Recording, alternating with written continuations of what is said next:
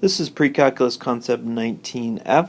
We're going to look at a couple special logarithms called the common log and the natural log.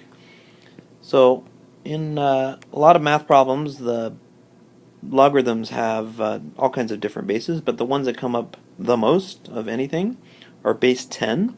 So when you see a logarithm of base 10, it's so common actually that they actually call it the common logarithm.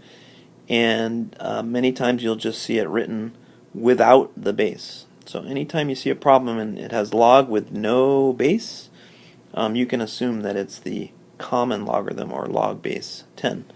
On your calculator, there is a button for the log function. You'll see it on the left-hand column.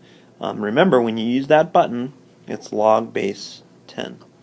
Okay, the other one that comes up quite frequently is called the natural logarithm, and that's a logarithm of base e.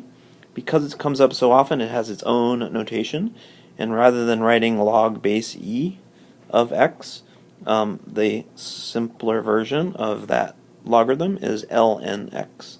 So lnx is read as natural log x. And your natural log button is on your calculator as well. You have that right below your common log button, right? So keep in mind when you use their calculator and you use those buttons, you're using a very specific base. log is base 10, ln is base e, and there'll be many problems where there'll be those functions, and unless you see a different subscript like log base 2, you assume that it's either log base 10 or log base e. Alright, let's look at a couple examples. All of these logarithms have no subscripts, so they're going to be one of the two examples from the previous slide. The first one, log of 100. So remember, no base in this problem, so we're going to assume base 10. And so in our heads we need to be thinking about base 10 raised to what power has an answer of 100. And the answer to the logarithm is the missing exponent there, which is 2. Okay. Second problem is a natural logarithm problem. So remember, whenever you see that ln notation, you should be thinking base e. So this problem is e raised to what power equals 100.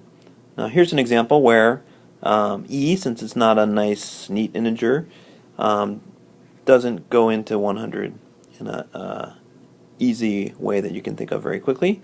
So you pretty much have to use your calculator for this one. You're going to type in ln 100, and the answer ends up being a pretty long decimal, but it's approximately equal to 4.61. Okay, so that means that e raised to that power equals 100. Okay, next example, ln of e to the 7th. Hopefully you recognize this as a shortcut problem because e to the 7th and ln are inverse functions of each other, right? So I'm really thinking about those canceling each other out and giving me a simple answer of 7. Another way to think about it, your base, which isn't written there, is e. Your power is unknown, and your answer to that problem is e to the 7th. And when you write it that way, it's very obvious that your answer is 7.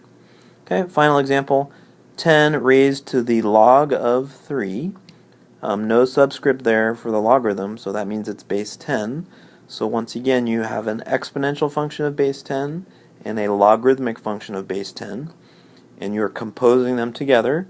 And remember, when that happens, you end up with 3. Okay?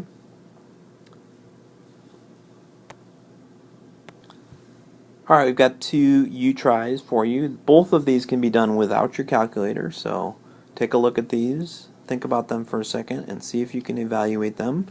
Remember what base your logarithms are in when there is no subscripts. Okay, take a look at number 1, log of 10 to the 7th. That's a common logarithm.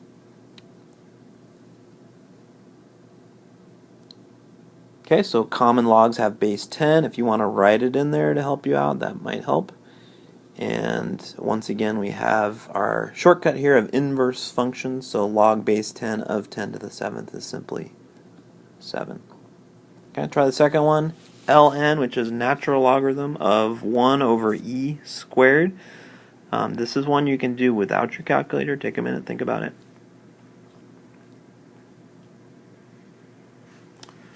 Alright, so this also is a composition of inverse functions. It may be helpful to rewrite this as e to a power. So 1 over e squared is really e to the negative 2. And if you see it in that form, it should be fairly obvious that you've got an e to the x function that's being plugged into a log base e function. Those are going to undo each other, and so your answer to this problem is negative 2. Okay. Alternatively, if you want to kind of go back to the Roman numeral 9 trick, think about the base of your logarithm, which is e. Think about the power that you would need, that's going to be the answer to this question, to get the expression 1 over e squared. Right? And so the power that makes sense there is in fact negative 2. Negative 2 is the answer to your problem.